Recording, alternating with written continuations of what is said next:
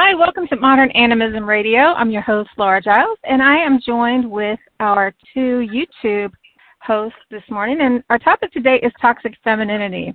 Now, if you are a podcast listener, you know that a couple months ago I did a podcast on toxic masculinity. Thought it was only fair that we cover the other side of it. So before we do that, let's give thanks to the elements, the sky above, the earth below, the fire in our hearts, and the water that allows us to stay in flexibility and communion with everything else, our human and other than human ancestors, and all of you all for being here. Thank you so much for joining us.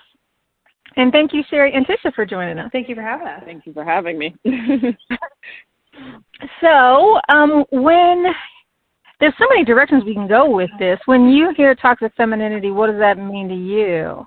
For me, there's two things that jump out immediately, and one of them being the mean girls, whether that's in high school or, the cliquey, I guess they're in any, situation, workplaces, school, whatever. And then the mother, I guess, the absentee mother, the substance abuse mother, kind of like, I think of Faye Dunaway in Mommy Dearest. Mm-hmm. Yeah, for sure. I would definitely, go ahead, Tisha. Oh, no, I was just going to say, I agree. Like, the first thing that popped out to me was, you can't sit here, from the Mean Girls, So that was the first thing. And then I also agree to, just like with mother, just being just toxic and just how that can just trickle down. Mm-hmm. So I agree. So I think everybody has a story, a mean girl story. I know that I did. I didn't really think of it as bullying, though, until I was an adult, and I have a friend who is a bullying prevention coordinator, and we were just talking about some of the things that people go through. And I think for me, the difference between just kids being kids, because kids are mean, they go after the weak ones, the odd ones, anybody they think they can dominate. But what made it different, what crossed the line for me, and the reason why I didn't feel bullied is because I didn't ever feel like my power was being taken away. It was like, okay, these people are doing this because they're mean, but they weren't really, I don't know, it was like they weren't doing it to me almost. I mean, I was there, it happened to me, but it wasn't like I walked away with any of it. I have kind of a similar story. I guess it was happened to me in high school. Like, there was this girl that just absolutely didn't like me, and I don't think it bothered me. Maybe I just didn't care enough about how she felt about me, because we never had the same social. We did have some friends that crossed over, that we shared, but we really didn't have social situations. But then I didn't think anything of it until later on, social media with Facebook, MySpace first, and she popped up on there. And then I kind of had a visceral reaction of, why are you sending me a friend request? We weren't that cool then. And then I was like, no, you were downright ugly to me. Yeah.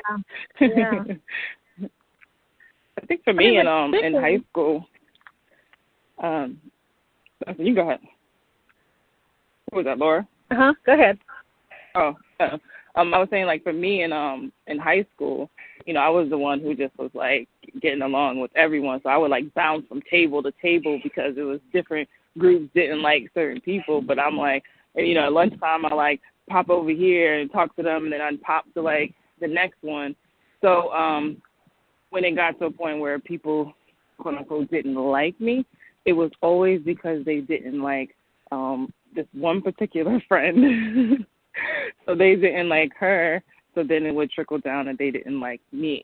And I thought that was interesting with, women. If no one's actually done anything to you, why would you not like someone because you don't like another person? I never really understood that. Yeah, I think we're outliers here. I'm just saying, just because somebody doesn't like my friend doesn't mean I can't like you. Or if somebody, doesn't like me, it doesn't mean I'm going to tell my friend, hey, don't like them. Because I don't care. Exactly. Because it depends, Yeah, I don't it's think so that's different typical. depending on what the reason is.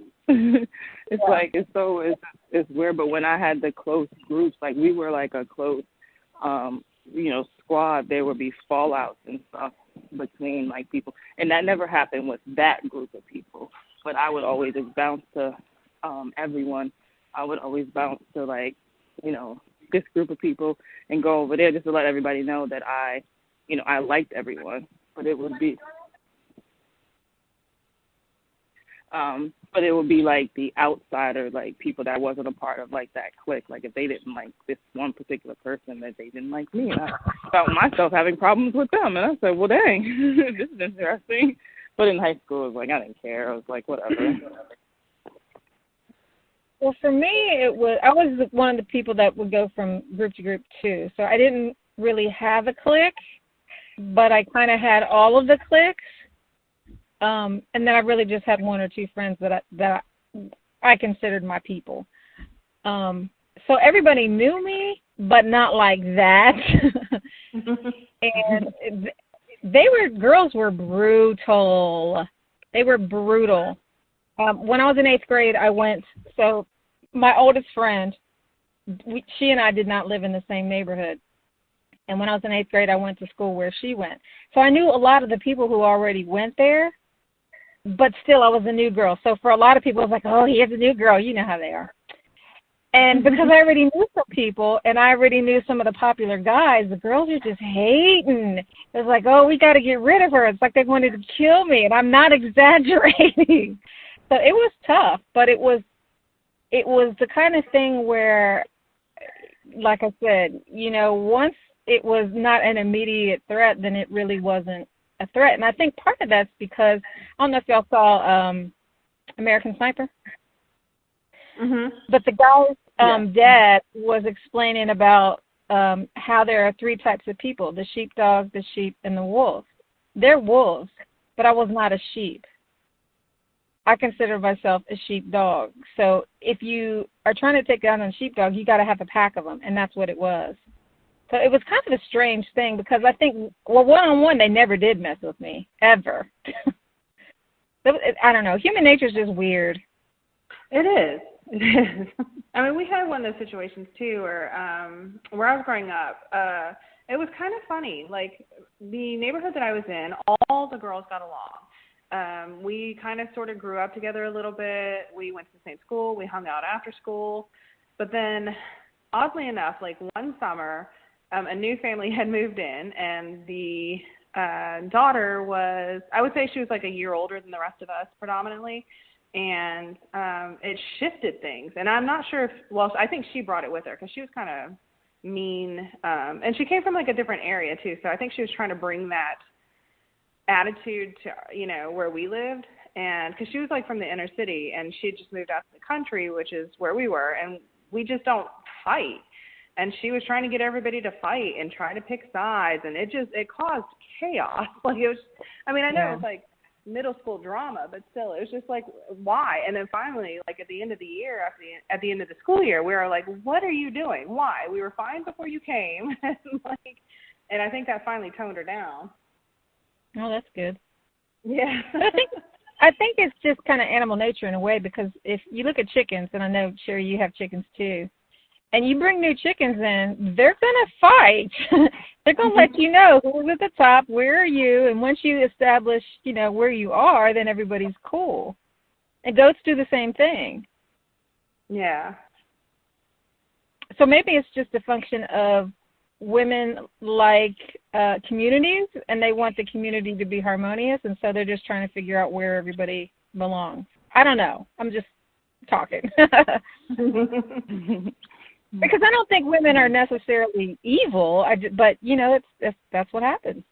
Right. I think it's environmental. Like it's, especially if you're like the new girl or whatever. Like you're right. It's animals. It's like competing for resources, competing for mates, and placement. So, and we still, and we don't have to do any of that. Yeah, I was just about to say that. We don't have to compete. I was once a new girl in high school, And this was in the country, so nobody ever came in. You know, you grew up with the same people you went to kindergarten with. It was a very small school, and it was 11th or 12th grade. Oh, my God, so much drama because it was a new girl. It was crazy. I mean, I almost got into a fight the first day, and I didn't even know anybody. So I wasn't trying to fight them, obviously. They were trying to fight me. And I was like, I don't even know. How could I have done anything to you? I never saw you before this day. It was crazy. It's so crazy when you think about it now, right? You just really like think about like, gosh, like I want to send you so much love and light. Like what's wrong? Like who hurt you? Right. Like what went on in like your life? Like I'm so sorry. Like how can I help? How can I be of service to you? You know, and that's what I see like when people like troll people on like social media. I'm like, what would make someone like spend their time, you know, on someone else's page and then like bashing them and stuff, like, oh, wow, let me just send you lots of, like, good vibes and stuff like that, because it's like, what's going on? And, right. and missing the point of, like, us collaborating instead of, like, competing. Like, I do feel like we're much stronger. We can be much stronger together versus separate. But it's funny how you don't see stories about that so much. You see, like, the Black Widow, and, you know, the woman is, like, the evil Eve. So Eve, it starts with Eve, I guess. You know, the woman is the evil downfall. Yeah, I think it's kind of weird because I think, for the most part, most of the girls that I would have considered mean girls in school, I think looking at them now on social media and stuff, they have grown up and changed. But there are some that have evolved differently. So it's kind of weird that it carries on into adulthood for some. I was talking to a friend recently and about this actual topic, and she brought up her boss. She has a female boss as well. So my friend's female and her boss is female. Or a woman, and her boss is very micromanaging, but like it seems like she's harder on the women in the office than the men, and she's not respectful of space, but almost to the point of like making sure everybody stays in their place, like stays in their lane, stays in their place, answers to her, passes everything to her. Like it's very dominating. And to the point that she even calls and texts them, you know, after hours and on weekends. And it's not that kind of a workplace. Like, it's not that kind of a job. That's crazy. But then, so I kind of wonder, I mean, I don't know if that's considered a toxic femininity situation, but I could see how it evolved into one. Like, I mean, and it makes me think of, you know, the wage gap and what women have to compete for as adults, like as far as salaries, jobs, how they're treated in the office. Well, and I think that's why toxic femininity can develop too, because it's a knee-jerk reaction to patriarchy. So it's like, I'm going to get you before you get me kind of thing. And I'm going to be a worse toxic patriarchy person than you. To me, that's the worst form of toxic femininity, is when you have a woman who wants to be a worse male than a man. And I don't necessarily mean gender of having a penis. I mean, you know, the masculine energy of, you know, masculine energy is assertive, but when it goes toxic, it's aggressive. So I'm going to be more aggressive than you. I'm going to be, masculine is hard. I'm going to be harder than you. I'm going to be more analytical than you. I'm going to be, you know, all this just hard, ugly stuff. I don't get that. No, I don't either. I mean, I think, like, as adults, we have reasoning, right? Right. I also think a part of it too, to me, I believe it's also where you say like, oh, I don't like to be around a lot of women. When it's a lot of women, it's cattiness. When it's a lot of women, it's this. So it's just already put there, it's that belief. So people go into it like that. Oh boy, it's a room full of women. Let's see how this is going to be. And then it's like I believe people sometimes feed into that because that's how they believe that it's going to be. So let me get ready and play my role. And if everybody's thinking like that, and you have all these like mean girls and people competing and stuff, and it's like, dude, I'm gonna say this all the time. There's 7 billion people in the world. Why are we competing? Like, what are we like competing like for? We're all unique. We're all different. You know, whether it's our skill, our job, our career, business, or whatever, I just believe that there's plenty for everyone, and we should start doing more collabing. That's just my little rant about that. I agree. I used to be that way. I used to be where I just kind of didn't want to have female friendships because I just didn't want to deal with that. I didn't want to deal with the drama. I didn't want to deal with the fighting, the cattiness. And, I mean, as I've gotten older, thank goodness, like, there are more and more women that I'm finding. And so now I do have a lot more female friends. And I'm loving it. Like, I'm loving this world that we can create where we can support each other and lean on each other when we need to, listen, help each other out. Like, there are women out there, and I'm glad. So I don't know if there's just more and more of them, like people are just getting out of that cycle, or if there's being space that's being created for that kind of community, like the Moon Circles and Red Tent and the Wild Women. Like, I don't know if it's just spaces being created or just women are relearning things or girls are being taught better as we're growing up. I'm not sure where the change is happening, but I'm loving it. Like, I'm loving now that there are groups out there, and I do have a strong support system now. Well, I think that's true for me, too, because I was a tomboy, and I really didn't have any use for females outside of my own family and, you know, a couple of friends because girls were just so mean. And you couldn't entice me to go into a group of women for any reason, just because, you know, history. It's like, oh, boy, here we go. And then when I did, so when I got into dance, you know, it's all women. And they had this reputation of being, oh, it's a sisterhood. And it is and it isn't. There's both sides of that. But I did find a lot of it really put me in touch with my femininity because before that I really didn't explore it. And there is something about female friendships that you can't get with guys. Mhm. To me, it made me a lot more whole and willing to embrace that. So here I was talking about, you know, I'm going to be harder than you. Embrace my softness because I wasn't really in touch with that at all. Oh, that's a great observation. Yeah, I could definitely relate to that too. Like, you know, and I grew up with being the only child. I grew up with my cousins and their boys. So I'm always like I was always with them and like their you know, their friends. So I would just be one of those people too. They'd be like, yeah, I'd much rather hang out with like guys than women. And then that's a very great observation. Like, yeah, I can definitely like relate and see how that was. And it was. I think I'm starting to now draw more into my softer side and more into the feminine side. And because I know for sure I'm not balanced. I'm absolutely not balanced because I'm more masculine.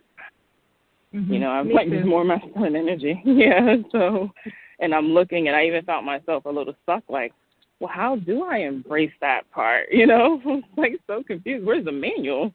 Like, what do I do? You know, seriously, a true story though. I was like, okay, you know, I could be a little softer.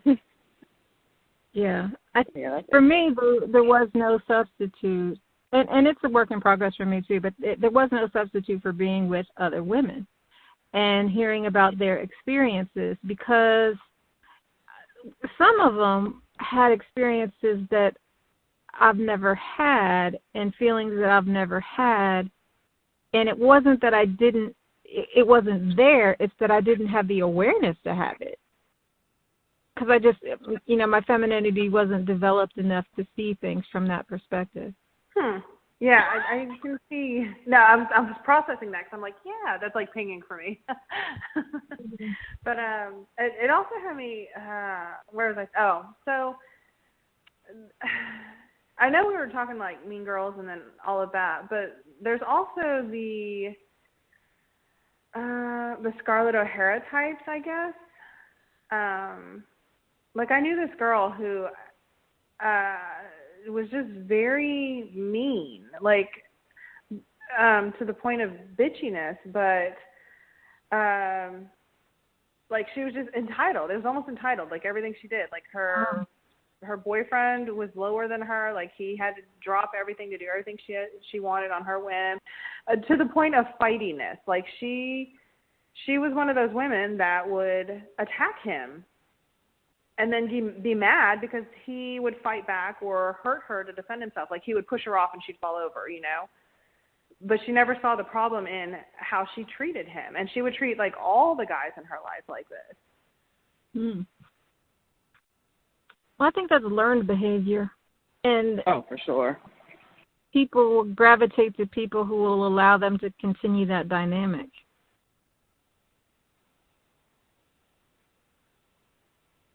I don't know. I find that interesting because her mom was nothing like that. Her mom was actually extremely sweet, but also I don't know what their life is like behind closed doors. I wasn't always around, but yeah, it was hard to see because it was definitely night and day on how they treated their partners.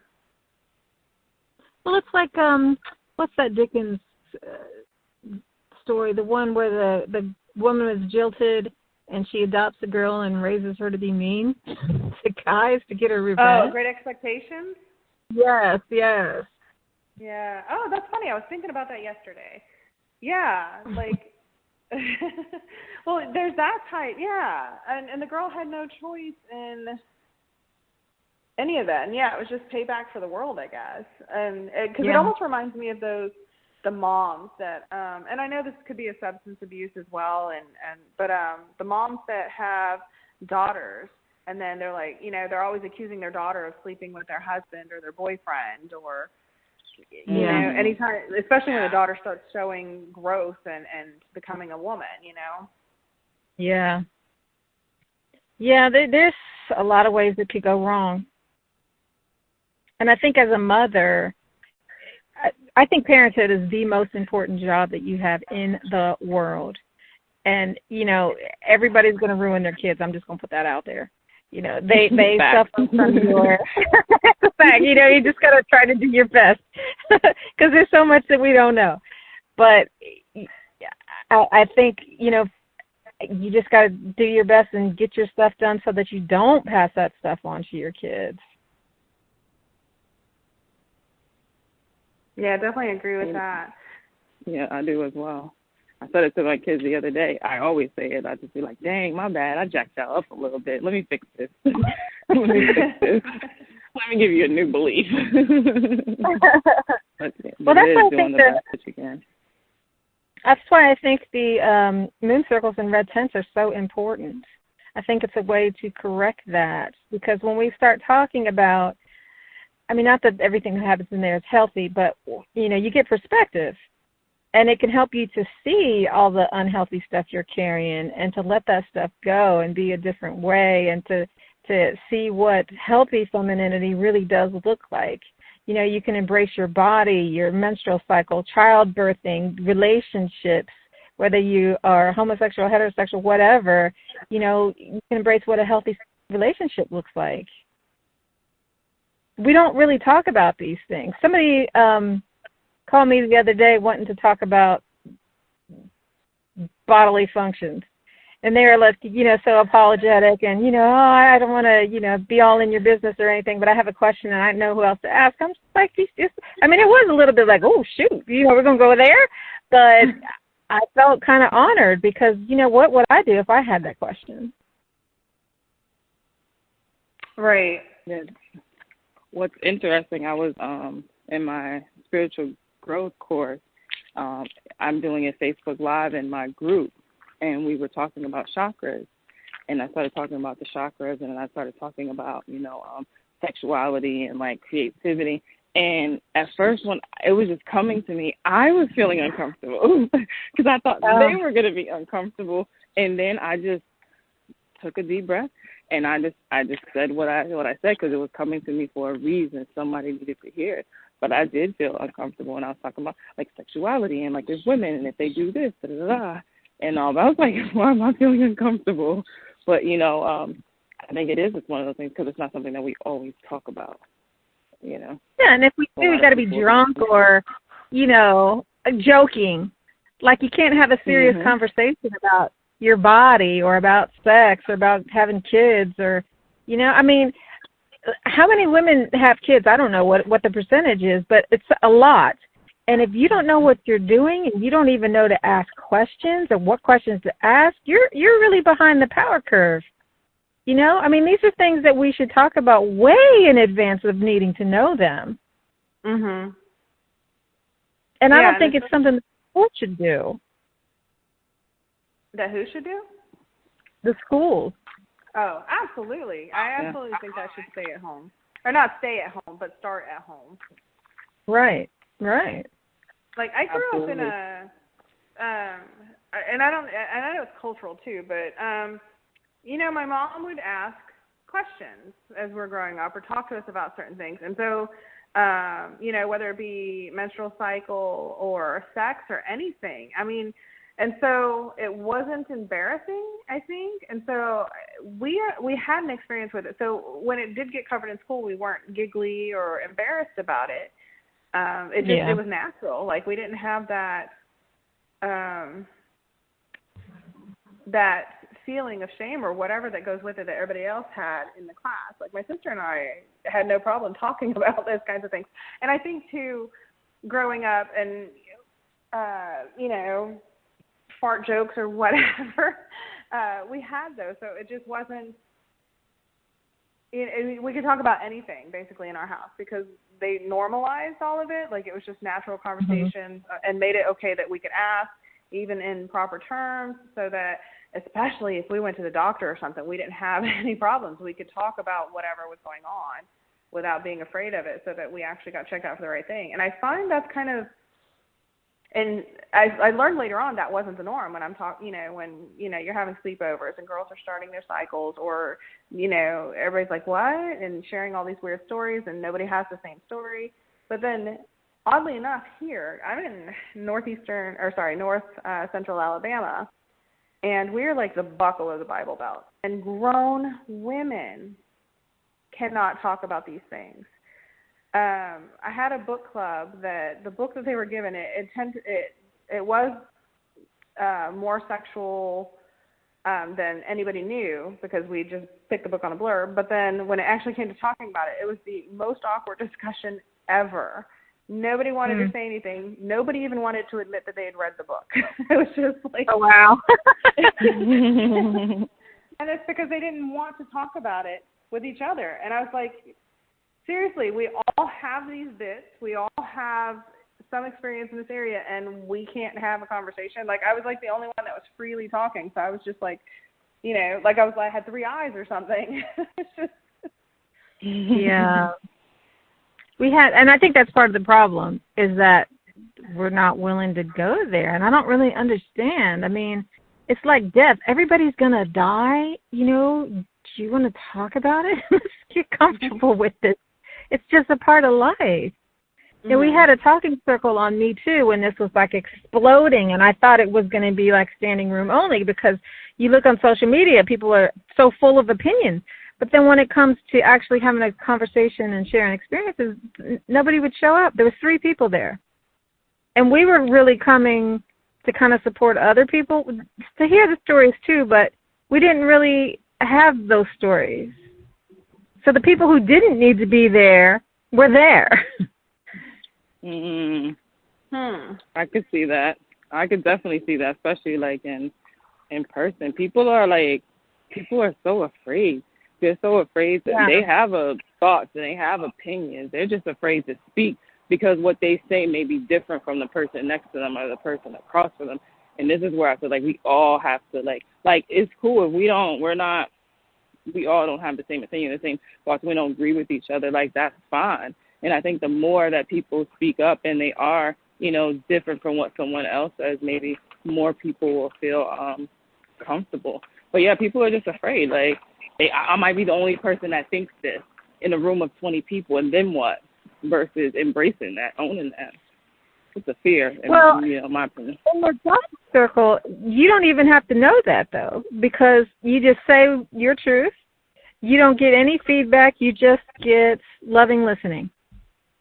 And so you might not know. I mean, there could be 20 other people with that experience. And it's really just to provide you with a mirror and a vehicle to speak and be heard. And for me, that's just so healing. I have had some profound shifts in thinking and my level of acceptance from sitting in on talking circles, and people don't want to do it. I just don't get it. I don't know if they feel exposed, but I don't know. Well, I think it's also, even if someone's not saying anything, it's the stories that we make up in our head. How many times, or have you ever heard someone say that, they'll walk into a room and they think everybody is like thinking and talking about them in their head? They're making up this whole story. No one said anything to them, but they believe that people are looking at them. Oh, they look me up and down. So maybe they don't like what I'm wearing. But even if you're in that circle and you speak your truth and no one says anything like verbally, like there's still some people who are making up this story in their head that this person is judging them. And again, I feel like it's just the fear. People are just so afraid to just speak up, not knowing it's actually liberating though. Being able to say how you really feel. Like, whew, okay. And I know it's go ahead. Oh, no, I was just going to say the other day when I had a conversation with a guy, like a potential investor, I felt the need to just share my story, so he can understand who I am and how did I get here versus like, oh, this is what I'm looking to do and it's this and it's this and this. And he just kept saying, wow, wow, wow. And then he was like, God, he was like, you sold me on your story. You told your story so well. I said, yeah, because it's my story. Like, it's my story, and that's what I think that's what happens when you're speaking your truth. Like, I mean, it's your truth, and people can, whether they agree with it or not, I think a lot of people also can respect it too. Like, wow, that's courageous that you're speaking your truth. Yeah, it's a lot easier to say that, though, than to do it, because I know that I've gone out on a limb and I've said some stuff that probably wasn't very well understood and wasn't very popular, and it felt like, oh, shoot, but there was no place to go but forward because I couldn't take it back, and I couldn't make it not true. So I did stand in it, and I did, and it was okay. At the end of the day, it's okay. Absolutely. You're safe. You're protected. You're okay. Yeah. And I think it's nothing the other happened. person. Exactly. So when you just said that people didn't understand, this is where I think the beauty is. If you said something, your truth, and I didn't really understand it, what is so hard with me just saying, like, can you break that down a little bit because I don't really understand, like, what you mean or what you're saying? And then maybe you'll say the same thing but just a little different, like, oh, now I understand what you're saying or where you're coming from. So then it's up to us, instead of to get defensive, just to be like, I really don't understand that, or whatever, like the case is. Mm-hmm. And I think that's so healthy. I think I would love to see more of that. Yeah. It seems to me that the younger generation is trying to do that, maybe because they're so misunderstood. I think that's improving. Yeah. Because I'll get that from, like, clients in their 20s, where I would never get that from somebody in their 50s. Well, do you think it's because they have more access to each other, or because of the groups that are being created?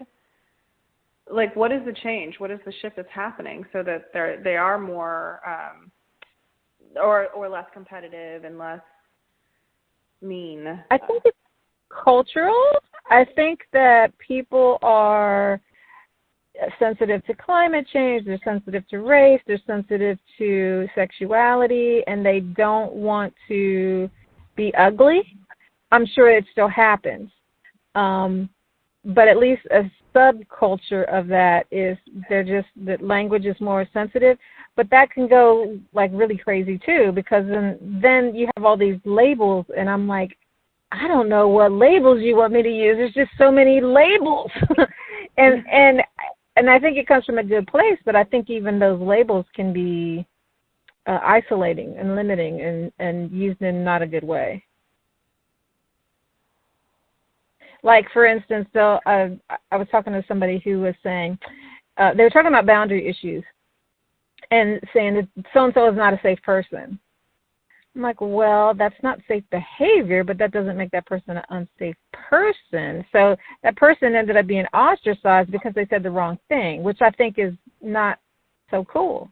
I mean, everybody makes mistakes, and everybody has a bad day. So that's kind of what I mean.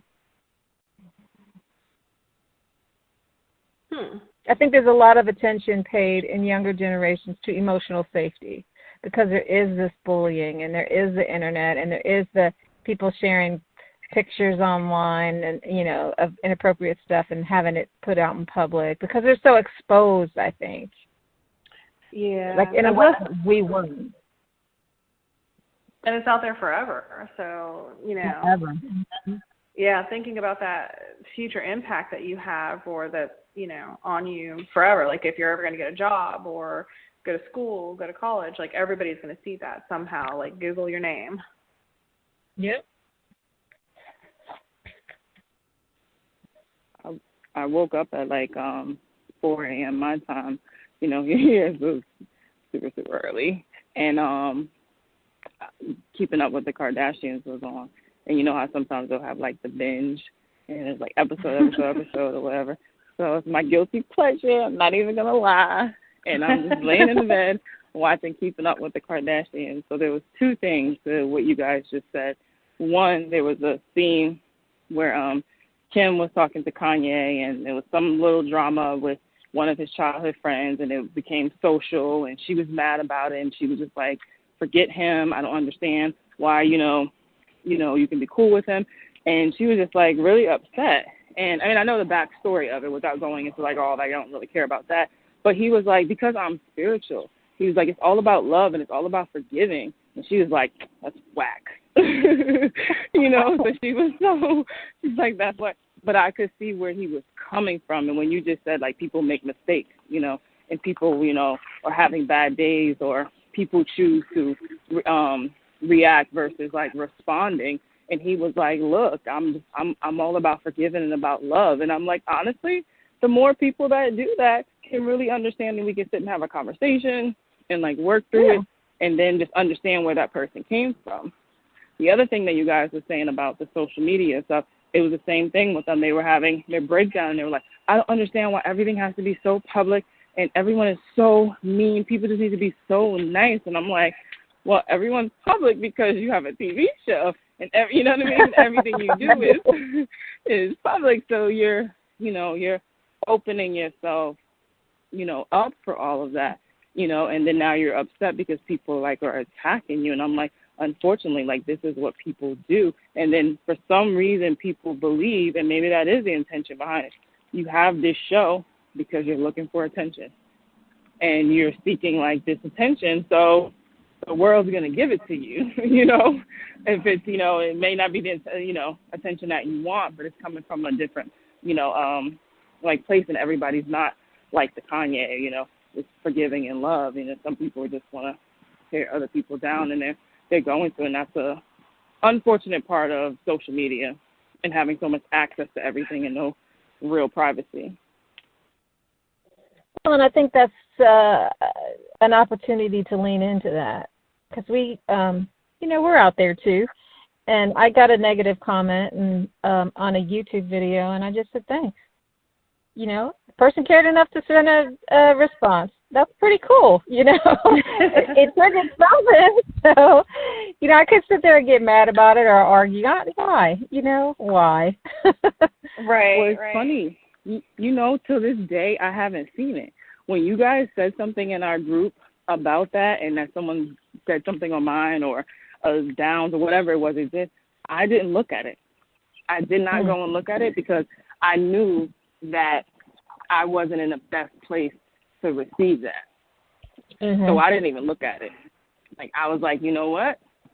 I just sent them some good vibes, and I didn't even go and look at it because I knew that if I would look at it, it may alter how I feel, you know. And in that moment when you guys had said it, I knew that I wasn't in the best place to even remotely see something, you know, negative or whatever the case is. I just really had a little pep talk with myself, and I said my intentions was very pure. when I did that, so whatever, right. on there, but I right. didn't look at it. But I think it's Yeah. also being, self-aware to understand that if you're not in the best place, maybe you don't need to see something, maybe you don't need to respond, because then you can't take that back either, right? That's true. Absolutely. And so, in a way, it's about sovereignty, Just because there's ugliness happening around you doesn't mean you got to be ugly, too. Right.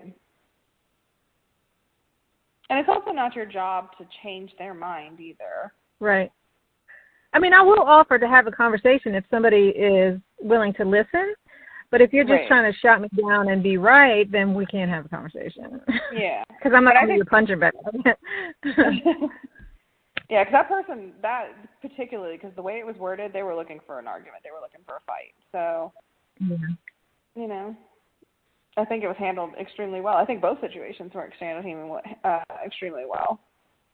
Yeah. We're lucky. We haven't really had a lot of that, thank God.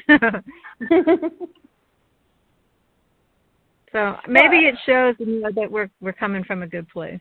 Yeah, I think so. But then, I'm thinking about Tish's comment about Kanye and Kim. Like, it's two different personality types, and he's leaning in for forgiveness and and offering that out there because he sees that somebody needs help. And then there's Kim, who's quick to cut people off if they're disagreeable or maybe not a good person in their life, like if that person was constantly attacking or whatever, and she, and I think I kind of tend to lean towards her way of handling things of just like, I don't have time to deal with this and I don't want to, like, if that's how you want to be, goodbye. Like, so it's interesting to see that, because with Kanye's temper, I would think he would be the one to not be I think, forgiven.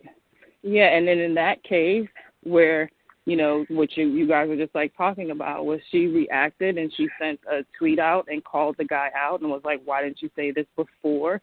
Because when Kanye was there with you, you were asking him, to listen to your beats. So right there, your intentions wasn't pure at all. But when they finally sat down face to face and she voiced her opinion, I was like, I completely understand where you're coming from, but that's not what you gave. Where she was basically saying the way she grew up, her best friends, they've been best friends since they were childhood, and they've never spoke out in public against her. Any of that stuff they've handled together, and this guy didn't. And he was like, now I see where you're coming from.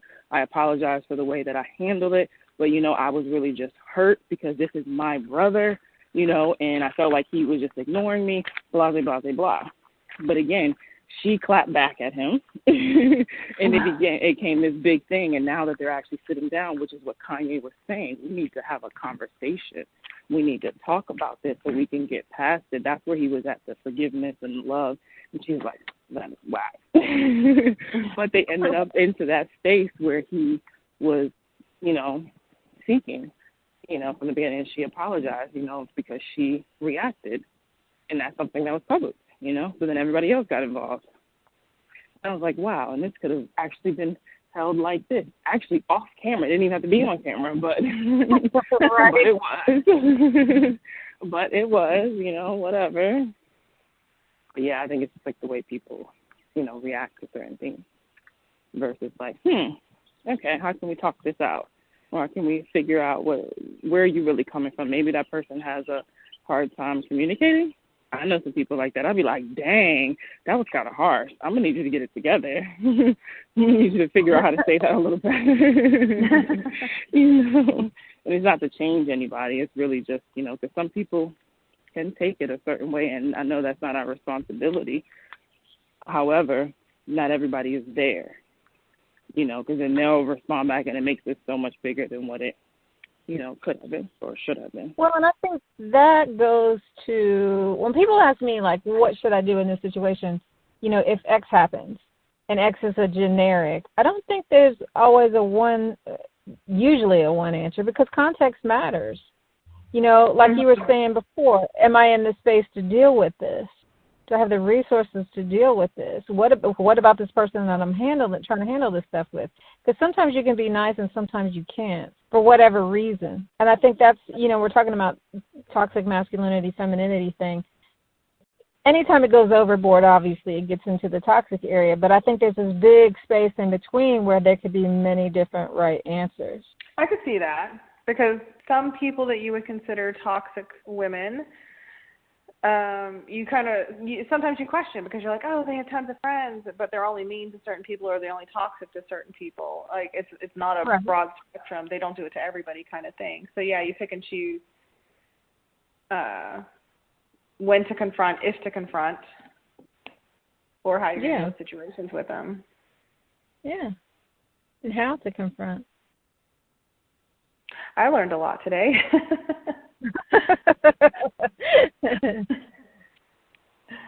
Yeah, I always do. You know, it's always like good vibes. It's like, okay, I can relate to that. That makes sense about myself. All right. Okay, put some words to it. Yeah, all right. If we had I think we had an older woman and a younger one, it would even be more diverse. Mhm. Because context matters, you know. Community matters. I mean, I like to think that, you know, wisdom is wisdom, but I'm finding that it really, I don't know, I'm in a different place, because since I got back from Wales, then there is no black and white. It's black, well, yeah, not black or white. Everything's black and white, and it's such a strange place to be in. Because I like boundaries a lot. The equinox number on me. The what? Oh. Yeah, I'm on my Kanye forgiveness and love, and like, come on now, like, this is ridiculous now with people and how they treat each other and things that they say. So it like really was resonating when he was saying that. I was like, yo, I feel him. You know, I feel him on that. And don't get me wrong, I'm not too far removed, because I was a Kim. Like, what? What you said? You know, coming from there, but it's so much better just coming from a place of love and just understanding people and understanding how they or why they think the way that they think. Like, how were they raised? Who were they raised around? Like, what was instilled into them? You know, what are their beliefs, and understanding like, oh, okay, well, we're different, you know, and that's okay. Yeah. But like being able to express yourself with the other, you know, person, and understanding, and just like even like having this podcast right now, just understanding just the differences and other people's perspective and stuff. It's like, wow, I love that. I'll get off the call and like, oh, I learned something. Okay, this is cool. You know, and it makes me feel even more empowered. Yeah. Yeah. Well, I have to admit, I've never seen Keeping Up with the Kardashians. I don't really know who these. I mean, I know who they are. I can identify them by sight, but I don't know anything about their personalities. But from what you're telling me, I think I'm probably a Kim and a Kanye, because I will just shut it down, but I'll forgive you too, even though I may not have a conversation about it. I'm not going to take it away with me, but I'm probably not going to. If it's foolishness, I'm probably not having that conversation. Yeah. Yeah, for sure. Well, that's what I mean by, you know, being in the light and the dark, and the yin and the yang at the same time. It's just a strange place to be. I don't expect anybody to understand what I just said. Because if somebody had said this to me a little while ago, I'd probably been like, what?